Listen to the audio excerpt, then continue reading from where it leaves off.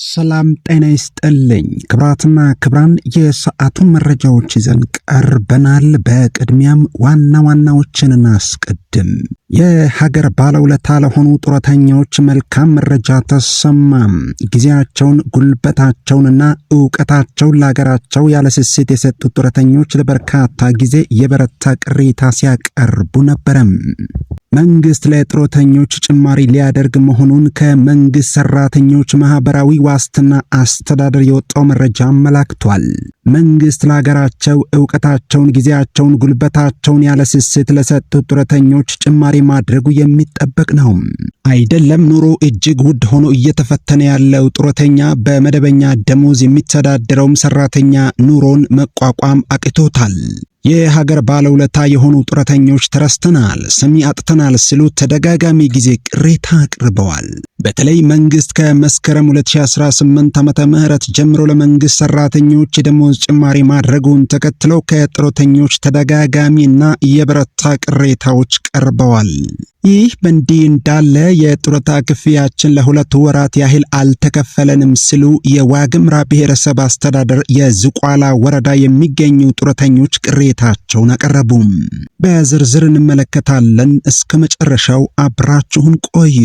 ለዚህ ቻናል አዲስ ከሆናችሁ ሰብስክራይብ በማድረግ እውነተኛ ታማኝና ወቅታዊ መረጃዎችን በፍጥነት ማግኘት ይችላሉ። በድጋሚ እስከ መጨረሻው አብራችሁን ቆዩ። በቅድሚያም የጡረታ ክፍያችን ለ2 ወራት ያህል አልተከፈለንም ሲሉ የዋግምራ ብሔረሰብ አስተዳደር የዝቋላ ወረዳ የሚገኙ ጡረተኞች ቅሬታቸውን አቀረቡ። በዝቋላ ወረዳ የመንግስት ኮሚኒኬሽን ጉዳዮች ጽሕፈት ቤት ተገኝተው 5 የጡረተኞች ተወካዮች ቅሬታቸውን ያሰሙ ሲሆን ከመካከላቸው ዋና ሳጅን ወርቁ ነጋ ከ175 በላይ አካል ጉዳተኞችና በቦርድ የወጡ ጡረተኞች በወረዳው እንደሚገኙና ከዚህ ቀደም በኢትዮጵያ ንግድ ባንክ በኩል የጡረታ ክፍያቸውን ሲቀበሉ እንደነበረ መረጃውን ያጋሩን ሲሆን የኢትዮጵያ ንግድ ባንክ ውሉን ሲያቋርጥ በአማራ ባንክ በኩል በየወሩ ሲቀበሉ ከቆዩ በኋላ ላለፉት 2 ወራት ግን ክፍያ እንዳልተፈጸመላቸው ጠቁመው የሚመለከታቸው አካላት መፍትሄ እንዲሰጣቸው ጠይቀዋል። መቶ አለቃ ወዳጅ አዳነ በበኩላቸው የጡረታ ክፍያችን ከኢትዮጵያ ንግድ ባንክ ወደ አማራ ባንክ ሲዘዋወር ተወካዮች ልከን በወረዳችን የአማራ ባንክ ቅርንጫፍ ስለሌለ ሰቆጣ ድረስ መጥተን መቀበል አንችልም የሚል አቤቱታ ስናቀርብ የአማራ ባንክ በሚኖርበት ወረዳ በአካል መጥቶ ሊከፍለን ተግባብተን ባለንበት ወረዳ መጥተው ሲከፍሉን የነበረ ቢሆንም አሁን ግን በአካል ሰቆጣ ካልመጣችሁ መጥተን አንከፍልም ተብለናል ብለዋል። ይህ ደግሞ ለ700 እና 900 ብር ጡረተኞች ልትሰራ ሄዳ ተላጭታ መጣች ነው ነገሩ ሲሉ አስረድተዋል። ስለሆነ አቅመ ደካማ ጡረተኛ ሰቆጣ ድረስ ሄደው የ600 ብር ትራንስፖርት ከፍሎ ማውጣት ስለማይችል በአስቸኳይ መፍትሄ ይሰጠን ነው ያሉት። ሌላው ቅሬታ አቅራቢ ወታደር ልጃለም ካሳ የአማራ ባንክ ክፍያችንን ወደ ኢትዮጵያ ንግድ ባንክ በማስተላለፉ ምክንያት 107 ብር ለአገልግሎት መጠየቃቸው አግባብ አይደለም ያሉ ሲሆን አብዛኛው አቅመ ደካማና አካል ጉዳተኛ በጉብዝናው ጊዜም ለጡረታ ብሎ ከቆረጠው በላይ ጡረተኛው ድጋሚ ሊቆረጥበት አይገባም ሲሉ አሰራሩን ተቃውመዋል። ወራዊ የጡረታ ክፍያውን ተጠባብቆ ህይወቱን ለሚመራ ጡረተኛ ከሚከፈለው ጥቂት ክፍያ 107 ብር መቁረጥ ከኑሮ ላይ ያጎድላል ነው ያሉት። እነዚህንና ሌሎች ቅሬታ አቅራቢዎች ያነሱትን ጥያቄ ይዘን ለሚመለከታቸው አካላት ያቀረበን ሲሆን የአማራ ባንክ ሰቆጣ ቅርንጫፍ ማኔጀር አቶ ኢሸቱ ሽፈራው በሰጡን ምላሽ ቅሬታ አቅራቢዎች ለ2 ወራት አልተከፈለንም ያሉት ሐሳብ ትክክል አይደለም። በእኛ በኩል ለ2 ዓመታት ያህል በአካል ያሉበት ቦታ ድረስ ሄደን የከፈለን ሲሆን ከቅርብ ጊዜ ወዲህ ባለው አሁናዊ የጸጥታ ችግር ምክንያት ከ50 ሺህ ብር በላይ ይዘን እንድንንቀሳቀስ ስላልተፈቀደልን ክፍያውን ጡረተኞች በሰጡን የንግድ ባንክ አካውንት መሰረት በአርጂቲኤስ የክፍያ ሲስተም በኩል ወደ ሁሉም የጡረተኞች አካውንት ክፍያቸውን ገቢ አድርገናል ብለዋል። የተነሱትን ጥያቄዎች በድጋሚ በማህበራዊ ዋስትና ኤጀንሲ ሰቆጣ ቅርንጫፍ የጡረተኞች የክፍያ ባለሙያ ለአቶ ተስፋዬ ብሩ ያቀረበን ሲሆን የተነሱ ጥያቄዎችና ቅሬታዎች ትክክል መሆናቸውን አንስተው ክፍያውን ለመፈጸም አማራ ባንክ ተወዳድሮ ያሸነፈ ሲሆን በወሰደው ውል መሰረት ለ2 ዓመታት ያህል በአካል በቦታው በመገኘት ሲከፍል እንደነበር አስታውሰው አሁን የተፈጠረውን ችግር ለዘለቄታዊ ለመፍታት ያሉትን አማራጮች በሙሉ እየተጠቀመን ነው ብለዋል። በጊዜያዊነት መፍትሄ ለማሰጠት የአማራ ባንክ ክፍያውን ወደ ኢትዮጵያ ንግድ ባንክ አስተላልፎ በአርጂቲኤስ ሲስተም እንዲከፈል እየተነጋገረን ሲሆን ዘለቄታዊ መፍትሄ ለማምጣት ግን አማራ ባንክ ወረዳው ድረስ በመምጣት እንዲከፍል ከሚመለከታቸው አካላት ጋር በመነጋገር የድርሻቸውን እንዲወጡ በትብብር እንሰራለን ብለዋል።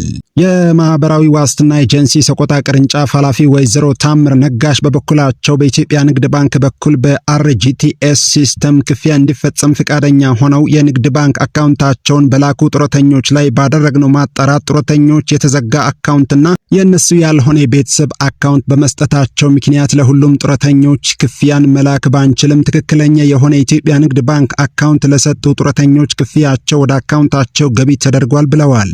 ሆኖም ግን የሚቆረጠውን የአገልግሎት ክፍያና እንግልት ለማስቆም የወረዳው አስተባባሪ ኮሚቴ ከህብረተሰቡ አስተዳደር ከፍተኛ አመራሮች ጋር በመነጋገር የአማራ ባንክ ክፍያውን ተንቀሳቅሶ ባሉበት ወረዳ እንዲከፍል ምቹ ሁኔታ መፍጠር ቢቻል ዘለቄታዊ መፍትሄ ማምጣት ይቻላል ብለዋል። ይህ በእንዲህ እንዳለ መንግስት ከመስከረም 2018 ዓመተ ምህረት ጀምሮ ተግባራዊ ይደረጋል ያለውን የመንግስት ሰራተኞች የደሞዝ ማሻሻያን ተከትሎ በጡረታ የሚተዳደሩ አቅመ ደካሞች ምንም አይነት ማሻሻያ አልተደረገልንም፣ ይህም ለሀገር የነበረንን ውለታ ማርከስ ነው ሲሉ ቅሬታቸውን ሲያቀርቡ ቆይተዋል። ጡረተኛው ሀገሩን አገልግለው ዋጋ ከፍሎ ተረስተዋል፣ በችግር እንዲያልቅ የተፈረደበት ይመስላል ሲሉ የነበሩት ቅሬታ አቅራቢ ጡረተኞቹ እንኳን በጡረታ ክፍያ በዋና ደሞዝ ኑሮ መምራት ከባድ መሆኑ እየታወቀ ይህ ከግምት አለማስገባት የሚያሳዝን ነው ሲሉ ቅሬታ ያቀርባሉ። ከመስከረም 2018 ዓመተ ምህረት ጀምሮ ተግባራዊ ይደረጋል የተባለው አዲሱ የመንግስት ሰራተኞች ደሞዝ አዲስ አበባን ጨምሮ በአንዳንድ አካባቢዎች ክፍያ የተፈጸመ ሲሆን በአንዳንድ ክልሎች ግን ክፍያው በመዘገየቱ ሰራተኞች ቅሬታ እያሰሙ መሆናቸው ይታወቃል።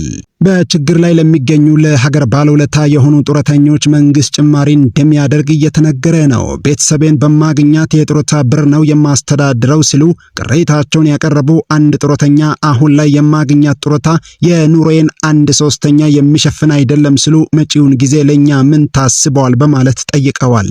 በኢትዮጵያ የጡረተኞች ዝቅተኛ ወራዊ ክፍያ 4669 ብር ይሆናል መባሉ ይታወሳል። ከሐምሌ 2017 ዓመተ ምህረት ጀምሮ በሚጀምረው አዲስ ክፍያ ለዋና ጡረተኞች ከ1500 እስከ 2000 ብር ጭማሪ መደረጉም ተገልጾ ነበር። በዚህም መሰረት 3113 ብር የነበረው ዝቅተኛ የዋና ጡረተኛ ተከፋይ ወደ 4669 ብር ማደጉም ተገልጿል።